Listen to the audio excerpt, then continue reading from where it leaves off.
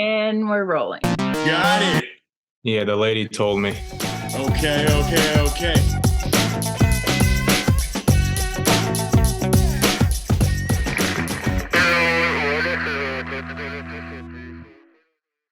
This is Open Walkie. I'm Jeff Canfield. We have Kelly Beeman, and our main guest today. Oh.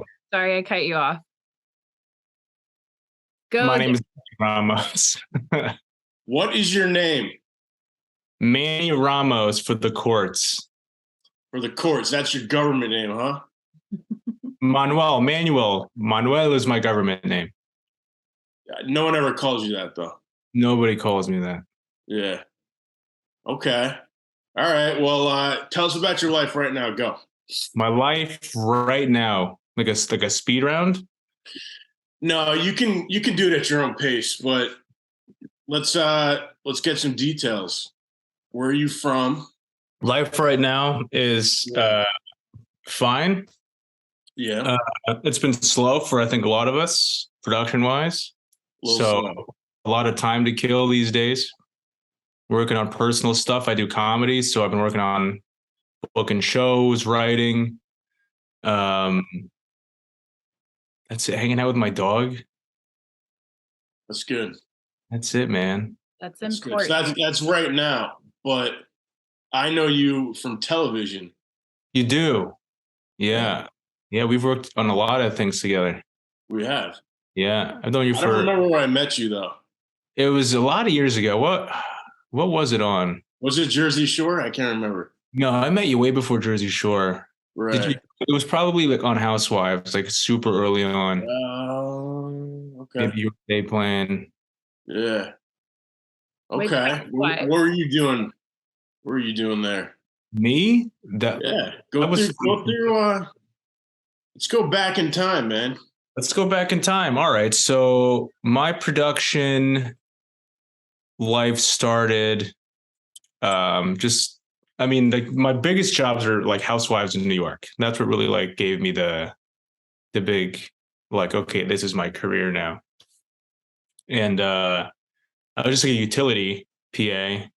So it's essentially like, here's like a very, very green, unexperienced lighting person.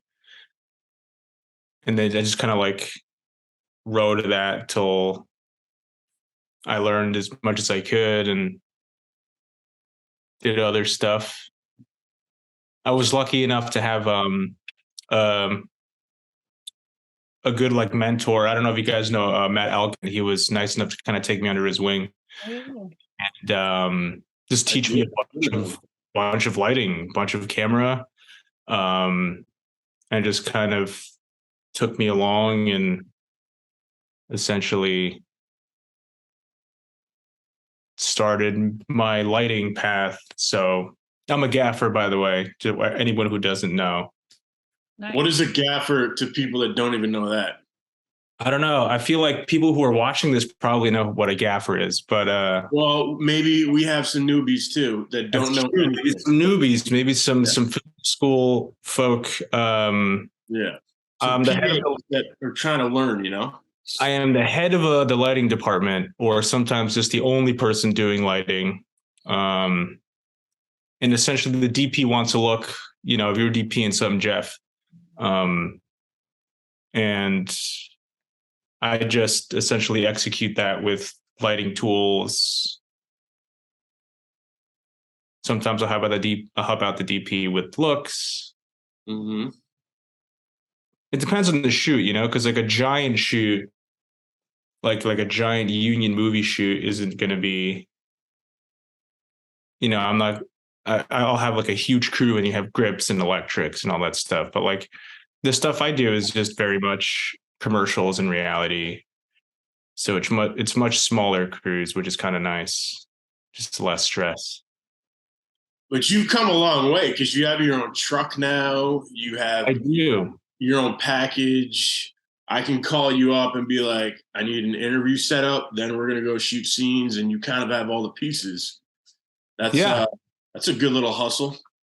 I did. I developed that. I started Bullet Productions LLC in 2016. I just bought like some lights And after the lights, I needed somewhere, like some way, because I just had like a 2-door car, right? And I was living in Manhattan when I started it. And I was noticing that nobody really wanted, just someone with like a few lights here and there. Everybody would always ask me, oh, do you have like a grip truck? Do you have a van? This, that, this, that. And I'd be like, no, no, no. So eventually I said, fuck it. I'm going to buy a van and fill it up with more grip stuff. And then over the years, that's kind of what made it valuable for people. It's like, okay, one-stop shop. And it's like a popular trend, a lot of gaffers are kind of being like, hey, like it wouldn't be a bad idea to be a gaffer with gear, especially with like the other channels. Like you have Luke Serveld out in San Francisco, and then you have Gaffer with Gear, like the dude in Australia, kind of like. What dude in Australia? I don't know what you're talking about. Gaffer and Gear. It's like a really popular gaffer like channel, and like he reviews lights and goes over a bunch of stuff. So yeah. Okay. Kelly, you don't know Manny. Do you have I don't, but I'm interested to know if you know some people that I know. But first I would like to know your backstory, like where are you from? Did you go to college? How did you end up in New York? Are you a local New Yorker? So my story is I'm from New Jersey, born and raised, but like Northeastern. So like New York City has always been kind of like right next door. Okay. Where in Jersey? A town called Lincoln Park. Okay. So it's kind of like the rock and roll, dude. Not that one. That's not the one. Everybody always thinks that's the one. It's not, is it? A shit ton of Lincoln Parks in America. But I think they come from the California one. I think you're right. Yeah. R.I.P. Chester. Nice. So when did you officially move to New York? I didn't. I live in Jersey still. Oh, I lived in Manhattan for a little bit, like in 2015 to 2017, because I was doing a lot of production. I was like, this just makes sense to live here. Right. And then once I got the truck and it just started getting bigger and building like more momentum, it just became more cost effective to live in New Jersey for a bunch of reasons. And it's not that far. It's not. So it's pretty, it's pretty dope. And I also have like a lot of Jersey connects too. So I can like go back and forth. But it also made it a lot easier to do Jersey Shore with Jeff. Okay. Because a lot of the shoots were down the shore. Some of them were actually near here. You guys shot like I think in a couple towns over for me a few times. So yeah, we were all over. All the cast houses were in different Jersey locations. What was your first production job? Like, how did you? First production job was 2011. Oh, really?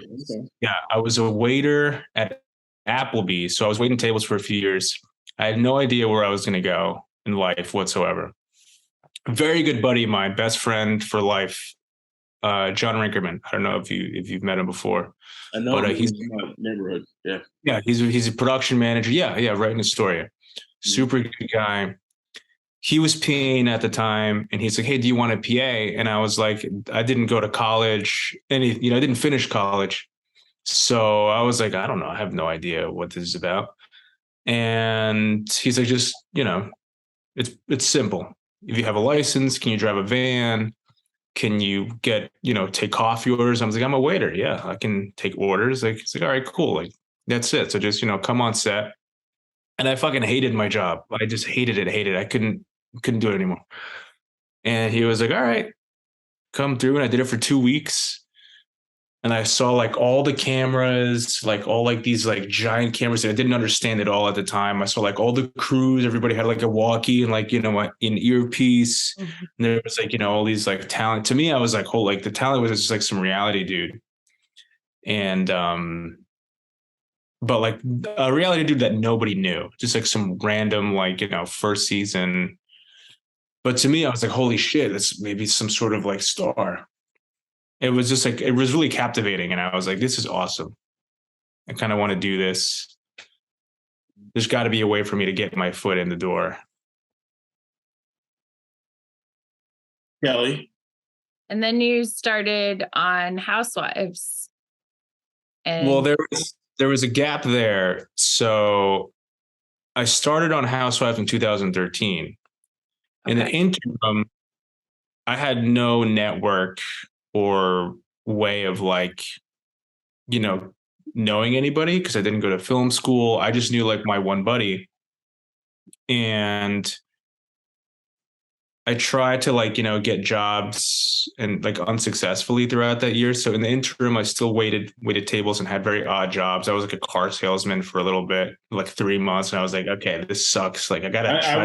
I really wish I saw that. I want to know what that experience was like. Oh my God. It is the worst. Like salespeople are sociopaths. Like in any industry, you just have to like be heartless. And they just teach you to like lie to people, which is kind of messed up. And I just couldn't do it. Like 3 months in, I was like, I can't like mentally like do these gymnastics to just try to like take someone's money, which is kind of like messed up. What dealership? You don't have to name the exact dealership, but like what car, what manufacturer? It was Ford. And I'll name the dealership. It was Fetty, Ford, and Clifton. They can go fuck themselves. You know what Ford stands for? Huh? Do you know what Ford stands for? What does it stand for? Fucked over, rebuilt Dodge. Seriously. Ooh. I don't trust Dodge. I don't trust American, to be honest. I don't think I've heard that. I like that. Okay. All right. So you're selling cars. Selling cars, saying fuck this. Yeah. And then did you wear a clip-on tie? Yeah. I did wear a couple clip-on ties. You have a business card? I did. I don't know where it is, my old business card, but it said Ford on it. It was, I wore a suit. It was cool to wear a suit to work for a bit, but it was just like scummy. It just felt shady. Yeah. I bought my car on Carvana because I went to the dealership and I was like, there's no way I'm giving these people my money. Yeah, some of them, like, I mean, there's like a handful of, like, I'm not saying like everyone I worked with was like a scumbag piece of shit, but like anyone who makes it to like the top, like managerial kind of like status in those places, like you have to be like a real like sleazeball. Someone's getting screwed over is what you're saying. Someone's getting screwed over. Yeah. Like there were meetings, they're like, we're taking their money. What are you doing? You're taking their money. Those were the meetings that we had. And I was like, okay, I guess. It's like a cult. I mean, that kind of translates to production. Isn't that what line producers say about us? We're all a family. No. Well, yeah, yes. We're family. Can't you do it for that rate? I'll pick up a sandbag. Yeah. I'm not above anything, 500 for 12. Can't you just do it, man? Yeah. Which translates to overtime. I can't pay this overtime. Yeah. Well, I can't be on set anymore. All the lights are getting turned off. But that's right. You tell them. No, I'll turn the lights off. I've never had to do it, but I've heard horror stories of like gaffers being like, well, the lights are coming off. I love that. Yeah. Like it's a delicate balance too, because I like to be friends with production managers as well, because they're the ones also like hiring and like, you want to make sure I hook them up. I'm not advocating not being friends with production. Yeah, I know. But there is a war. There's always a war between crew and production. No matter, it's like tiny. It's a cold war. It's a cold war. They want to keep the money, and we want to take it. I get it. That's their job. They have to save the money, but. Sorry, Kelly, I cut you off because I'm rude. Well, that's okay. I'm used to it. I think that's great. Like all of those experiences really build character, and you learn by doing. And a lot of times, in my experience, you learn by doing something you really dislike, and you're like, this is not for me. Yeah. I think that car salesman probably gave you an ability to deal with people, which you have to deal with all sorts of personalities on set. So there's always a takeaway that's beneficial. And I think it was being the waiter that gave me the skills, because like being a car salesman, it's like you're like almost like in attack mode, you know? Like it's not really like me being myself. Like I can't be myself because myself isn't like shisty. When I was like waiting tables, it was nice because like you have to be social and you have to like make these people enjoy their time, which is a lot more positive.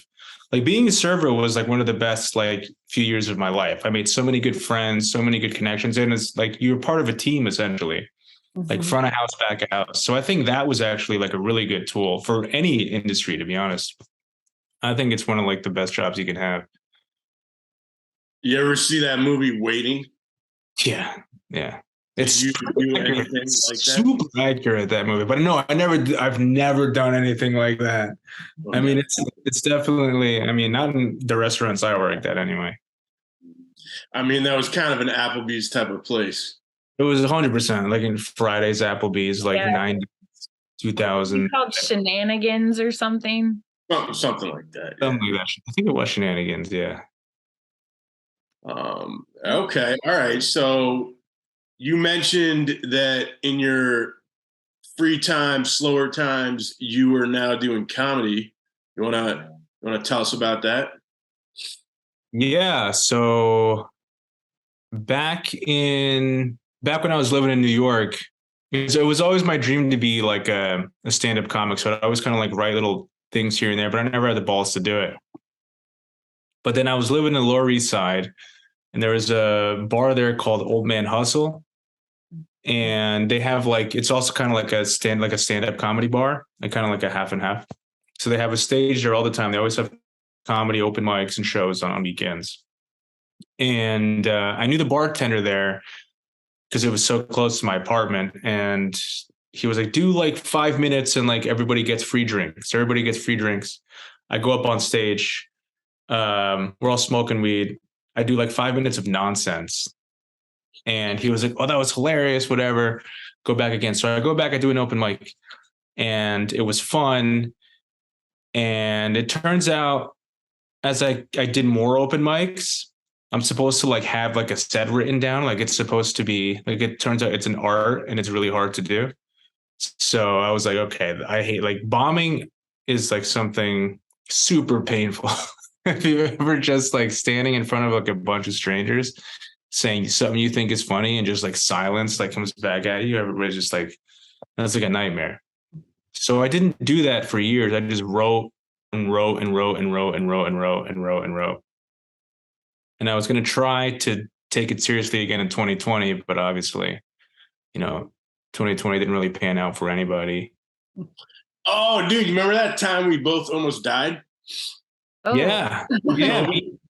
Yeah. I love a near-death experience. Tell me all about it. Well, this is a segue, but Manny and I had COVID pretty much exactly the same time in March 2020, and we both thought we were dying. Yeah.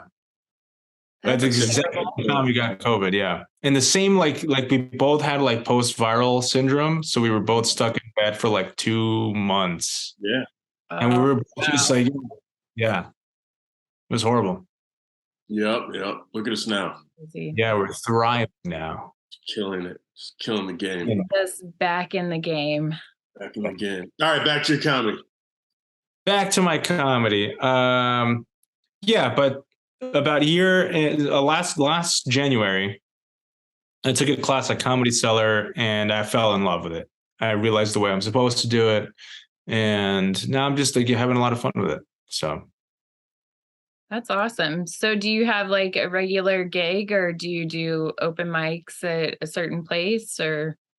I just open mics, wherever, usually like Jersey and Manhattan, like split my time. Gig wise, I'm pretty new at it. So wherever I can get booked or do like, some bringer shows or some, guest spots, stuff like that.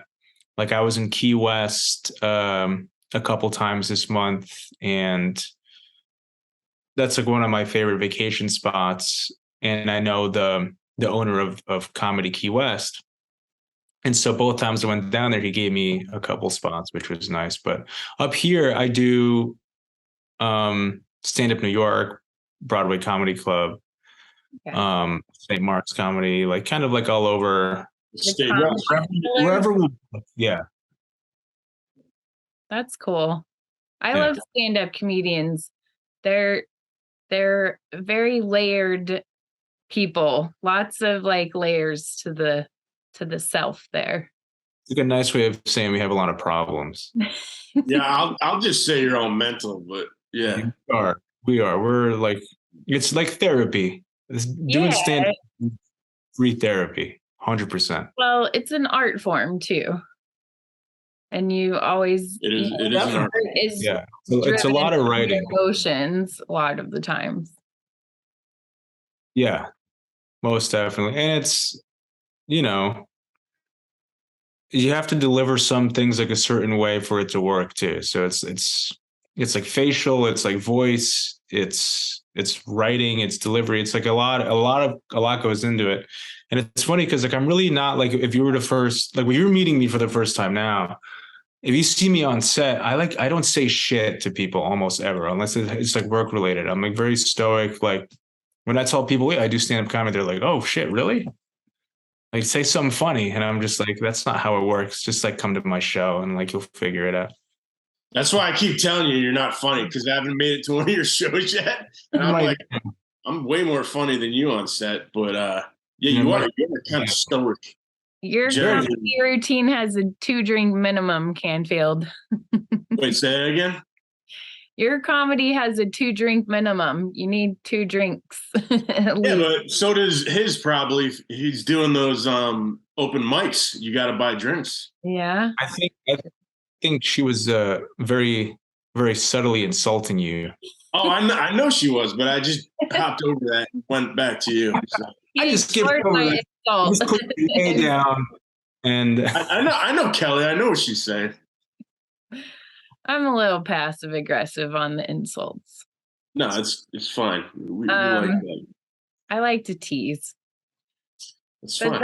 That's cool. So how long, like how many shows do you do as of recently? Like are you hitting the club every weekend to do a performance? Or are you just as of recently, I mean, I like to hit up like a 1 or 2 open mics to like practice. Like open mics are essentially comedy practice, right? It's like where you work out your jokes. It's the gym. It's just mostly other comics. But lately, the past couple months, I've been getting about like 4 or 5 bookings a month, which is pretty good considering I'm just starting out. That is good. To eventually get like, multiple a week, but I'm just having fun with it at this point. Did you ever, or do you ever have stage fright? Like where you every time, every right before I go up, when I know like my turn's coming up, it's just like panic, right until I get on stage. Once I get on stage, it just goes away. Betty White said that you need that like anxiety before you go on stage. It like helps you in some way. It does. It makes me better. I recently stopped drinking like January 1st. And I noticed that like, last year I would like try to calm my nerves and have a few drinks. And I'd look at the videos of my performances and they really wouldn't be as good because I wasn't super all there. But ever since like, this year, all my performances have just been like super dry. I just noticed like, oh, like I'm fully there. My deliveries, like I can be very more, what's the word I'm looking for? Meticulous. No, not meticulous. Like detail oriented. Like my delivery is like on purpose. Like everything is like, I can think about how I want to deliver it instead of just kind of being loose and just whatever. Because like the way I develop the joke, because the way like I wrote and develop a joke is supposed to be delivered in a certain way. And if I'm just kind of trashed on stage, like that goes away. And then it just doesn't work as well, I found out. And also the anxiety, just like the Betty White thing, it's just like very much like I do need it. And I do feel like it like does fuel like a better performance every time. Yeah. Nervous but excited. Yeah, exactly. It's like one of the best feelings, actually. It is. And I think what you're trying to say is that you're more intentional with your delivery. It's more Intentional. Yeah. That's the word I was looking for. Good job, Kelly. Thank you, Kelly. Nice. All right. So what is your goal with that? Or are you kind of just riding the wave? Oh no, Netflix special, Oh, HBO. okay. Oh, yeah. Oh, that's it's all or nothing. Yeah. Mm. Yeah. All right. Call them up right now. Don't call them yet. I need like 45 minutes of material. I don't think they do like 5-minute specials. They don't. No. There's a guy that has a Netflix special right now, and he's like Southern, but he has like such a good deadpan delivery that it's hilarious. I'll send it to you after this. He's really funny and like from Texas or South State, Tennessee, maybe. That is funny. He's Southern. Is it Nate Bargatze? Yes, that's the guy. He's like one of my favorites. I was laughing hysterically at his series because I'm like, he's so funny. And when you can like deliver a joke and keep that like deadpan and then wait for the audience, like that just sells every time, I think. His delivery is a huge. It's funny that you said that because he's one of my biggest like modern influences of like the reason I would love to do that. His delivery, I love his delivery because like my personality is very just like deadpan, just and I feel like that's the best way I can be myself. And I was like, oh, I think I can work something like that in my own way. Yeah. I actually don't know who that is. I'll look him up. You gotta watch it, Canfield. You like, he's amazing. And he's clean. If you listen to his comedy, he's a clean comic. But it's just like Kelly was, the delivery is just like perfect. I think it's harder to pull off clean comedy. 100%. In a way. You know what I mean? Dirtiness is a kind of a crutch. I try to keep my, my comedy more thoughtful. Like I don't go for like so like if I just say fuck 1,000 times or like just say pussy a bunch, like I try to make a story, and even if the punchline's kind of fucked up, at least there was like a smart way to get there. Yeah. That's cool. I'll come to New York and watch your comedy sometime. Do it up. That'd be awesome. I'm in New York. I'll eventually go to one of your shows. Yeah, get off your ass, Canfield. Go see your buddy. It's been inconvenient. One train away every time. I was close that one night, and then something happened. I don't know what it was. Every time. Hit the blunt, have a tequila, go to a show. I don't smoke weed anymore. You don't? I just eat it. I eat weed. I eat gummies. I did like 4 droppers of the tincture before I. Nice. Yeah. I ate mushrooms last night. I microdosed now. I just ate a stem. How's that working for you? I want to microdose mushrooms. Honestly, dude, I think it's great. I think. Can you go about your day with those? Is that like? No. I do it on days off, and generally when I know I have a day off the next day. But I sleep a lot better. I wake up in a much better mood. Are you like messed up, or are you just like? No. You're like when you microdose, you get like the giggly side effects, and your body feels warm, and you're like, like it's you're not hallucinating, you're not seeing things. But I would just say that don't drive. Essentially. Well, don't drive. Don't do anything really. Just you can walk around. Stay at home. Yeah. But I would just say, what's up? You got to go out in nature for that. Yeah. I mean, I would do that. But I would just say, like, it generally puts me in a good mood for a couple days. Oh, that's great. Overall, I'm just like, I don't let things bother me as much, maybe. That's great. That might be all in my head, but I'm going to go with that one.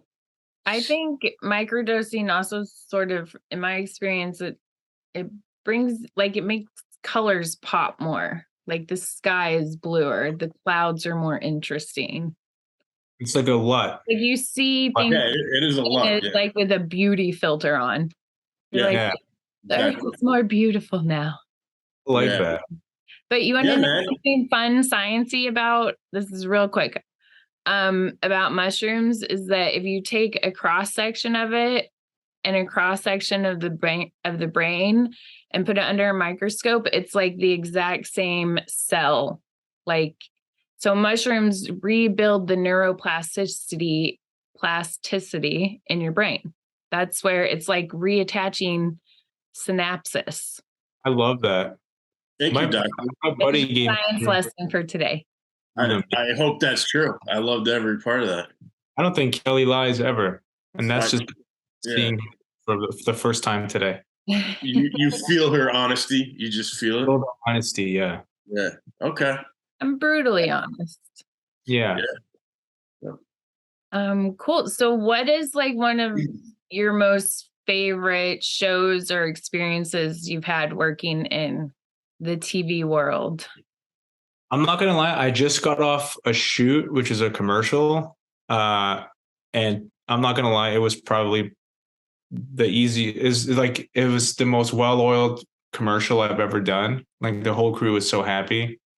Nice. Like I'm sure like most people know, like there's 12-hour days, right? 12-hour days minimum. We wrapped early, the director knew what he wanted. I don't know. I just still can't get over how much I love the past 3 days of work. But my favorite shows, I mean, I have to say the first Housewives of New York City that I ever did was one of my favorite experiences ever, because it was my first one. And I met like that whole crew, and everybody was awesome, and it was tough, but it was just such a like great experience for me. Like that whole season, like, you know, we got to travel, we went to Montana, and even like getting all those like long shoots were kind of like, they were tough and they were really hard, but it was such a like great bonding experience. And it was like definitely some of my favorite times in the industry. Even Jersey Shore, like I don't do long shows so much anymore, because like most of my stuff is a lot of commercials and stuff like that. But I would say those are definitely some of my favorites. Do you know Jim McGibbon? I've met him a handful of times. Yeah. He's my buddy from way back in the day. We used to do indie films together back in like 2007. Okay. I didn't know that. Wow. He was a grip. Yeah. He would wear these short shorts and like his little tank top, and he'd be on the grip truck just like laying out, like hauling dolly track. I was like, I adore you. I love you. We need to be friends. And he felt the same way, and we've remained friends for a long time. So nice. Yeah. I don't know if he would remember me, but yeah, he DPs and he shoots, right? That's I worked with him the other day on a Food Network pilot. Yeah. And he just finished DPing a music video that he showed me the first pass at the color correction. It looked pretty cool. Nice. Yeah. We're hoping to get him on this. We'll see. He's very busy. He's very busy. Yeah. Okay, no one's busy right now. I went to the Cinegear. It's really dead this year. There's no busy excuse this year. The one person told me at the Cinegear Expo, so welcome to the unemployment expo, and I was like, oh, man, that is rough. We're all in the same boat. Yeah, it's picking up now. It's fine. It's picking up now, but that was like, it was touch and go. Yeah. It's definitely a slower year. I'm starting to get calls, but they're coming back. The calls are coming back. Yeah. Luckily, in 19 years of freelancing in production and TV and everything, I've learned how to budget myself finally. Oh yeah, you always got to stack up the nuts for the winter. You have to. That's like, you got to learn that in the first few years. So, but Got to have another like a backup position somewhere. yeah, well, I mean, it does help too. I don't know, like if there's any like, new like PAs or whatever listening to this, but like one of the things that saved my ass early on was not being like, oh, I'm just going to do camera department, or I'm just going to do lighting department. I I was a jib technician pretty steadily for a couple of years. You remember, I've probably seen you with Mikey Jibs a few times. Oh Canfield. yeah, I Yeah. definitely put your name on a call sheet before for Mikey. Nice. Yeah. So I We was his. worked together. I definitely worked together then, 100%. There you go. I never forget a name on a call sheet. There it is. That's I me. know I've written. I know I've typed that name in somewhere. It was me. So That's cool. How did you like the jib experience? I loved it. I really did. Actually, I forgot. That's probably one of my more fun experiences too, because when people call for jibs, they're for big like event shoots, like a lot of live shoots. So I think some of the coolest things I got to see was working with jib as a jib tech. I got to see like the NBA awards, um, Army Navy football games. I got to christen a Navy submarine in Connecticut at one point. Like Cool. some of my coolest credentials. So I keep all my credentials, right? Like Showtime or like NFL stuff like that. Yeah. Most of all like those big ones are all from just jib. Yeah. Mikey's a good guy. I've known him like my whole Like, super career. nice guy. Love that dude. He also runs the jib game in New York. It's like him and Black Yeah. Dog. Is it Black Dog? Like Adam too. Adam actually started. Adam started me in the jib game. And then I was working with a dude, Manny Gutierrez, for a good period of time too, senior. And then down the road, throughout that time, I kind of had to make a choice of whether I wanted to continue like doing jib and kind of put my company on hold. And I started getting a lot of clients. It started shifting to a point where like I had to pick one, and I was like, I'm going to pick the company that I started, and it kind of fizzled out. That's cool. The jib work, you mean? Can you explain what a jib is for those listening that don't know? Because I was in Jamaica and the coordinator in the office, she was like, what is a jib? And I was like, come to set right now and I'll show you. Yeah. You should know. A jib is, in theory, just a big, long arm, right, on a tripod that articulates up and down. It's on a fulcrum there, and at the very end, you have a camera that has pan and tilt capabilities, and you have an operator on the side. That's how you get like a big, wide, sweeping shot. If you ever see like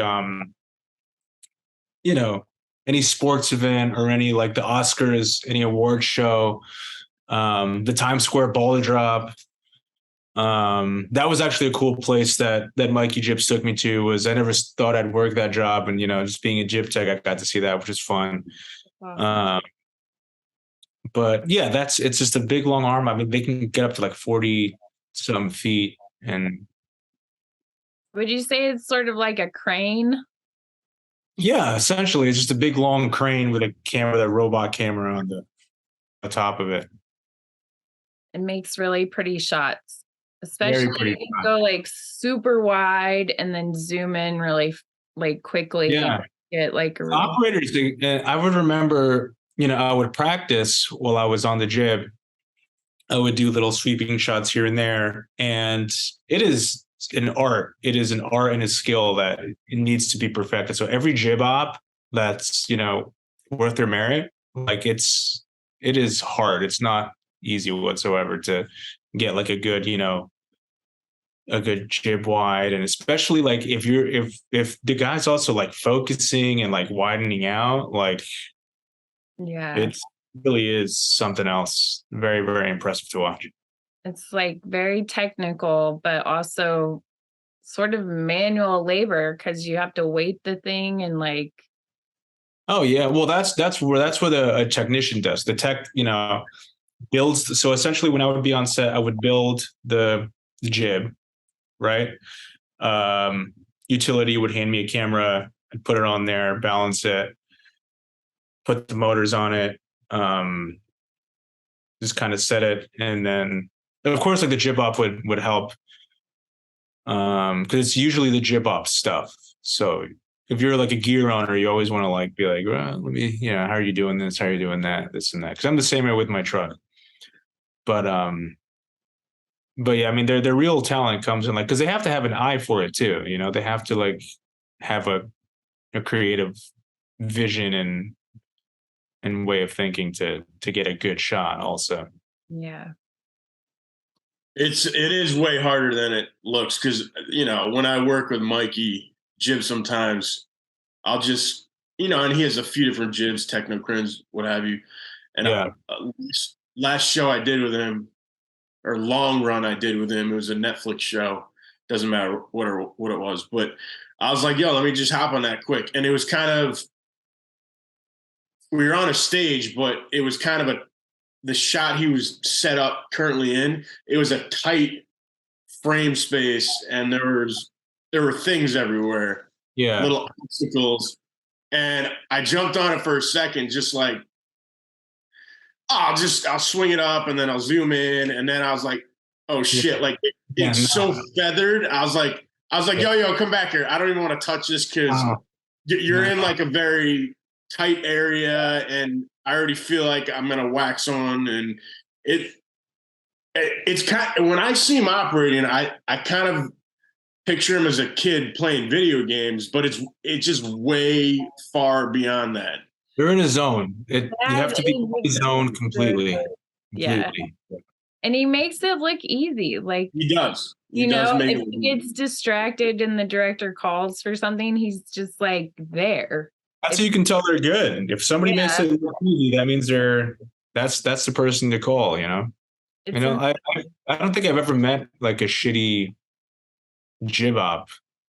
Oh no, I have because we've seen good ones, so you can Right. pick out the bad ones. I have to say that anywhere else I've had a jib op, like the New York guys are just up there. Yeah.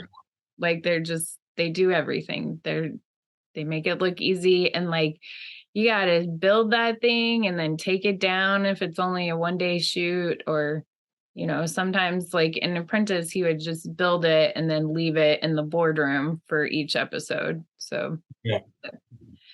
that's what a jib is, kids. So that's what a jib is. All right, Canfield.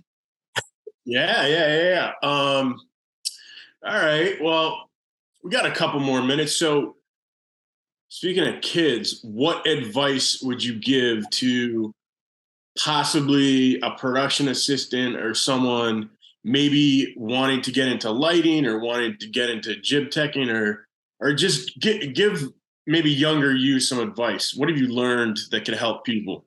Every time somebody asks me like a PA on set or like a young grip on set, I always tell them the same thing: is obviously work hard, but like networking has been the most important thing for me in this industry, every industry, even comedy. Is just people. Like everything really is a people, job, right? Because at the end of the day, you have to like who you work with. And this is like you and me, or like if I were to think of camera ops or anything like that, I'd be like, oh, like, Jeff is on my list because I know you. I know, you're good at your job. And you never know who's going to be what, you never know, like, just like treat people with kindness and fairness. And if you don't know something, don't pretend like you know something. That's the worst fucking thing you could do. That's good advice. I've had so many times where it's, oh, like, go grab me a Cardellini from the truck, and they're like, all right, cool, and then they come back with like, I don't know, like a fucking C-stand or something. I'm just like, all right, just tell me you don't know. There's nothing wrong with not knowing. You know what I mean? I learn shit every day. Like on set, like I learned something new, like a different way of doing something. Somebody calls something this, that, whatever, right? If I don't know something, there's no pride. Just, oh, not sure what you mean by that. Not sure what this is. What is that? Because you're going to waste somebody's time thinking that you know what you're doing and something's on its way and the has to happen in like 5 minutes. And that's just going to slow everything down. And I'm going to remember that as like a frustrating moment. And you're not going to call that person maybe because it could be. I'd like to think I'm more forgiving than that. I'm not just going to be like, strike, you're fucking done. The negative list. Blacklisted. I'm calling everyone I know. Oh, I'm on a few blacklists. Yeah. Aren't we all? I'm sure I burned a bridge. I burn bridges to light my way forward sometimes. Yes. Yes, exactly. I like that. That's very poetic. Did you think of that yourself? I got to get my little chalk and write my daily mantra. Yeah. That's a good mantra. It is. Yeah. Yeah. I'm gonna start burning more people. My brutal honesty. Don't burn people, burn bridges. It's different. Bridges, people.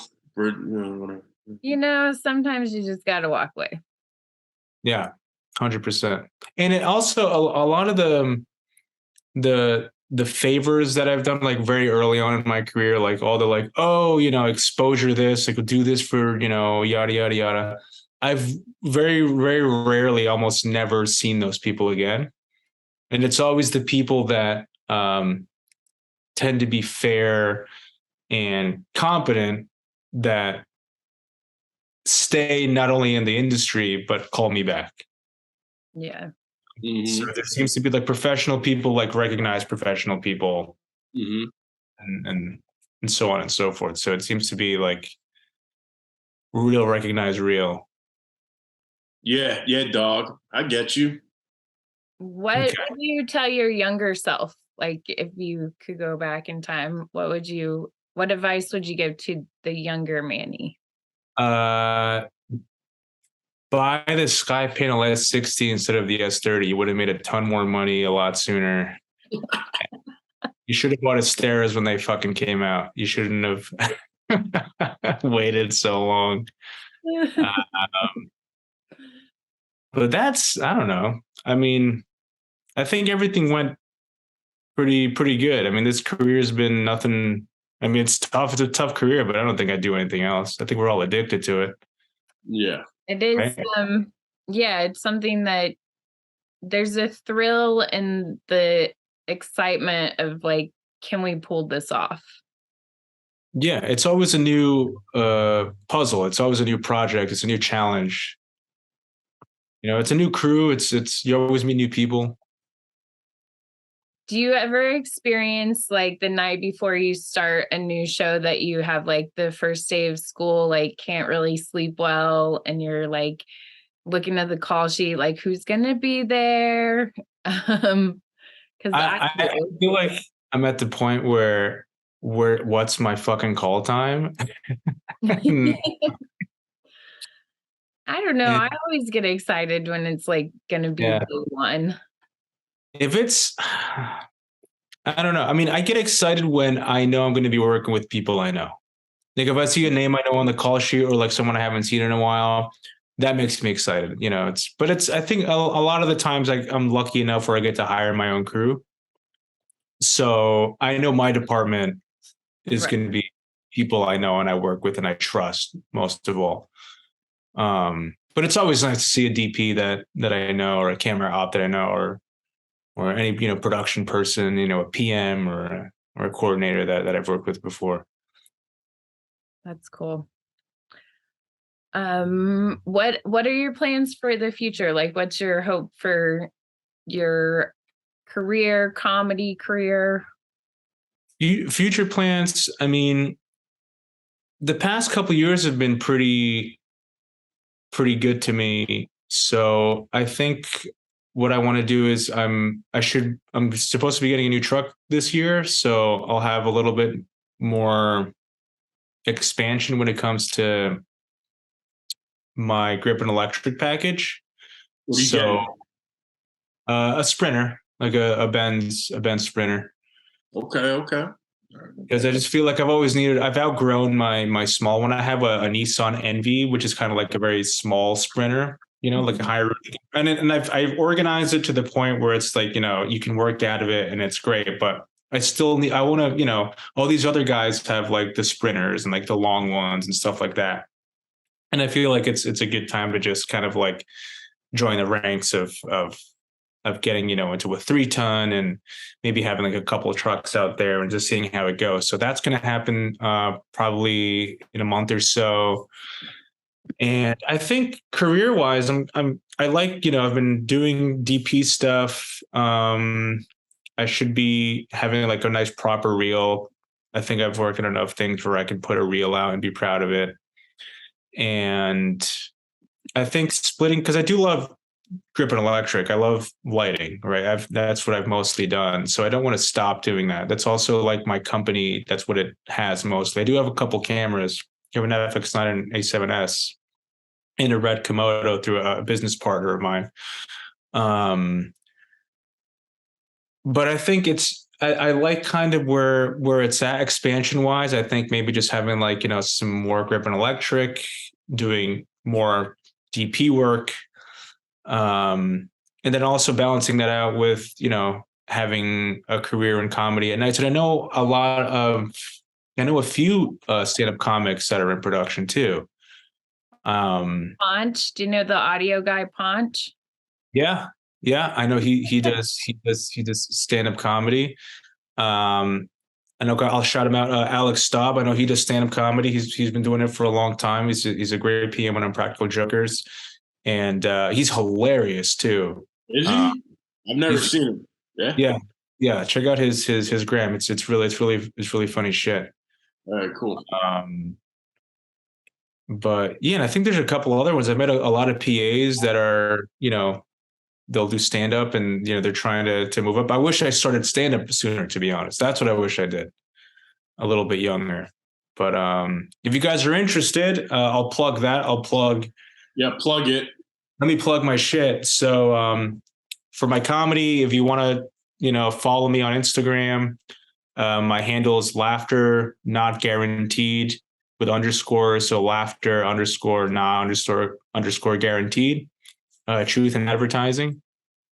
Bullet Productions for, all your grip and electric needs, 1-ton additional, some cameras here and there.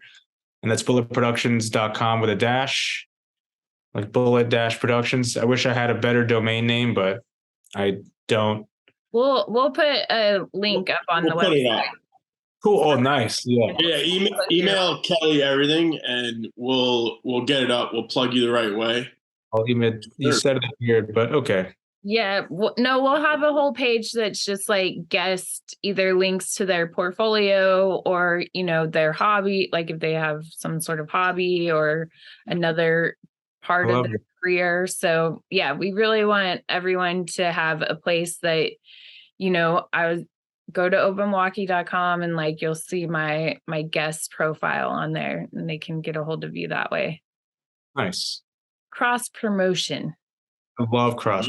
Open Walkie, the whole idea is that it's a community of people. And I think you really hit that point earlier when you said it is a lot about, the human relationships and following through on just connecting with people. Yeah, it's definitely a people business. It's got to be. Yeah. I hate people.